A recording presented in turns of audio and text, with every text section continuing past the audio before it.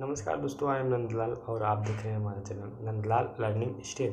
दोस्तों, आज हम बात करेंगे कि त्रिभुज क्या होता है और त्रिभुज कितने प्रकार के होते हैं, इसके बारे में हम बात करेंगे। ठीक है, तो चलिए देखते हैं त्रिभुज किसे कहते हैं और त्रिभुज कितने प्रकार के होते हैं। ठीक है, चलिए देखते हैं।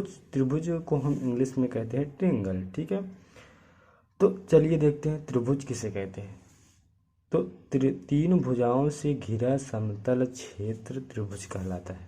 मतलब जैसे कोई समतल क्षेत्र है और इसकी तीन भुजा, जैसे 1 2 3 तीन भुजा है और तीन भुजाओं से जो घिरा क्षेत्र होता है, जैसे इसके बीच में जो क्षेत्र है उसी को हम क्या कहते हैं, त्रिभुज कहते हैं। ठीक है, और नोट में देखिए, नोट में क्या दिया है, तीन रेखा खंडों से मिलकर बना होता है। त्रिभुज तीन रेखा खंडों से मिलकर बना होता है, मतलब एक रेखाखंड ए बी हो गया और एक बी सी, एक ए सी हो गया। इसी को त्रिभुज कहते हैं। तीन रेखाखंडों से मिलकर बना होता है, उसी को हम क्या कहते हैं, त्रिभुज कहते हैं। सेकंड है हमारा, त्रिभुज में तीन कोणों का योग, तीन कोण होता है और तीन शीर्ष भी होता है, तथा तीनों कोणों का योग क्या होता है, 180 डिग्री होता है, 180 अंश होता है। ठीक है, देखिए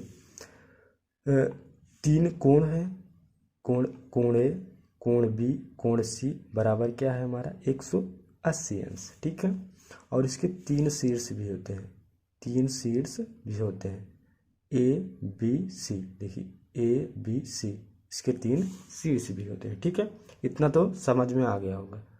अब चलिए देखते हैं कि त्रिभुज के प्रकार। ठीक है, चलिए देखते हैं। तो त्रिभुज के प्रकार, त्रिभुज भुजाओं के आधार पर और कोणों के आधार पर। ठीक है, हम देखेंगे भुजाओं के आधार पर सबसे पहले, उसके बाद कोणों के आधार पर देखेंगे। ठीक है, तो भुजाओं के आधार पर पहले देखेंगे। भुजाओं के आधार पर त्रिभुज तीन प्रकार के होते हैं। ठीक है, पहला है हमारा समबाहु त्रिभुज, समबाहु त्रिभुज, इक्विलैटरल ट्रायंगल इंग्लिश में इसे बोलते हैं। और उसके बाद देखिए इसकी परिभाषा और स्ट्रक्चर से समझते हैं। ठीक है, वह त्रिभुज जिसकी तीन भुजाएं बराबर होती हैं, वह त्रिभुज जिसकी तीन भुजाएं क्या होती हैं, बराबर होती हैं। मतलब जैसे कोई त्रिभुज है और इसकी तीनों भुजाएं क्या है, बराबर होनी चाहिए। जैसे ए बी बराबर ए सी बराबर बी सी होना चाहिए। ठीक है, तभी हमारा क्या होगा, ये समबाहु त्रिभुज होगा। ठीक है, जैसे देखिए ए बी बराबर ए सी बराबर बी सी, तो मतलब इसकी तीनों क्या हैं, भुजाएं, जो 1 2 तीनों भुजाएं हैं ये बराबर है, तो मतलब ये क्या हुई, समबाहु त्रिभुज है। ठीक है, अब हम सेकंड देखते हैं। तो दूसरा हमारा क्या है, समद्विबाहु त्रिभुज है। ठीक है, दूसरा हमारा है समद्विबाहु त्रिभुज। समद्विबाहु त्रिभुज को हम आइसोसेल्स ट्रायंगल कहते हैं, आइसोसेल्स ट्रायंगल कहते हैं। उसके बाद वह त्रिभुज जिसकी दो भुजाएं बराबर होती हैं उसे समबाहु त्रिभुज कहते हैं, समद्विबाहु त्रिभुज कहते हैं। ठीक है, जैसे एक भुजा ए हुई, ए बी और बी सी, इसकी दो भुजाएं क्या हैं, बराबर है। जैसे ए बी बराबर बी सी और ए सी डज नॉट इक्वल, मतलब ए सी जो है इन दोनों भुजाओं के बराबर नहीं है, इन दोनों भुजाओं से क्या है, बड़ी है।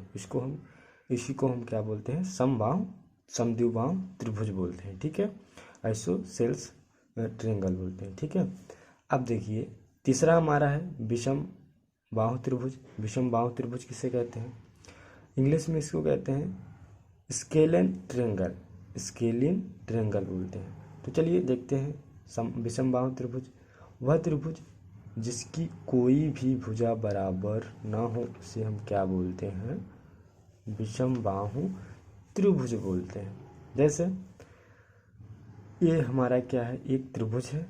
ठीक है, इसकी एक भी भुजा बराबर नहीं है, तो इसे हम क्या बोलेंगे, विषम बाहु त्रिभुज। जैसे ए बी जो है, देखिए छोटा है, इसके बाद इससे बड़ा क्या है, बी सी है, और सबसे बड़ा हमारा क्या भुजा है, ए सी। तो मतलब तीनों भुजाएं बराबर नहीं है, कोई भी भुजा बराबर इसकी नहीं है। दो भुजाएं ना बराबर, ना तीन भुजाएं बराबर है। अगर दो भुजाएं बराबर होती तो समबाहु त्रिभुज हो जाता है, लेकिन इसकी कोई भी भुजा बराबर नहीं, इसके लिए इसे हम बोलते हैं विषम बाहु त्रिभुज बोलते हैं। ठीक है, इतना तो समझ में आ गया। अब हम देखेंगे कोणों के आधार पर त्रिभुज। ठीक है, तो चलिए देखते हैं। तो कोणों के आधार पर हम क्या देखेंगे, त्रिभुज देखेंगे। ठीक है, तो कोणों के आधार पर भी त्रिभुज 3 प्रकार के होते हैं।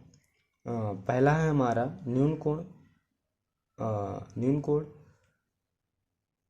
तो चलिए देखते हैं न्यून कोण किसे कहते हैं। न्यून कोण को हम देखिए, वह त्रिभुज जिसकी प्रत्येक कोण, अर्थात जिसकी प्रत्येक कोण या जिसका प्रत्येक कोण 90 अंश से कम होता है, उसे हम क्या कहते हैं, न्यून कोण कहते हैं। जैसे एक त्रिभुज है, ठीक है, इसका देखिए ये क्या है, एक जो कोण है बी कोण, इसका 60 अंश है और इसका 40 अंश है, इसका 80 अंश है। मतलब तीनों कोण जो हैं इसके क्या हैं कि 90 अंश से छोटे हैं, तो इसे हम क्या बोलेंगे, न्यून कोण बोलेंगे। ठीक है, इतना समझ में आ गया।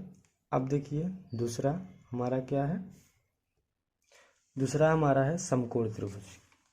इसको हम बहुत जगह, हम जब हाई स्कूल की मैथ पढ़ते हैं तो इसको हम बहुत जगह बनाना पड़ता है हमको। ठीक है, तो समकोण त्रिभुज किसे कहते हैं, राइट एंगल ट्रायंगल किसे कहते हैं, तो वह त्रिभुज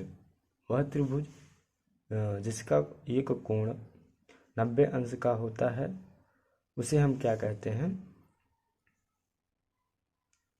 समकोण त्रिभुज कहते हैं। ठीक है, जैसे देखिए ए बी, मतलब एक हम त्रिभुज लिए और इसका एक कोण क्या है, मतलब 90 अंश का है, तो इसे हम क्या बोलेंगे, समकोण त्रिभुज बोलेंगे। और इससे दो कोण जो हैं वो 90 अंश से क्या है, कम है। ठीक है, अब तीसरा हम देखते हैं अधिक कोण। अधिक कोण किसे कहते हैं, ऑप्टस ट्रायंगल इसे इंग्लिश में बोलते हैं। तो वह त्रिभुज जिसका ये कोण 90 अंश से अधिक और 180 अंश से कम होता है, उसे हम क्या बोलते हैं, अधिक कोण बोलते हैं। ठीक है, जैसे ये देखिए ए बी सी, ये 3 कोण एक त्रिभुज है, इसका जो कोण है ये 140 अंश का है, तो मतलब ये क्या हुआ, हमारा एक अधिक कोण हुआ। ठीक है, आई होप कि आपको वीडियो समझ में आ गया होगा, और त्रिभुज के बारे में अगर आपको समझ में आ गया होगा तो वीडियो को लाइक करें और चैनल को सब्सक्राइब करें। Thank you.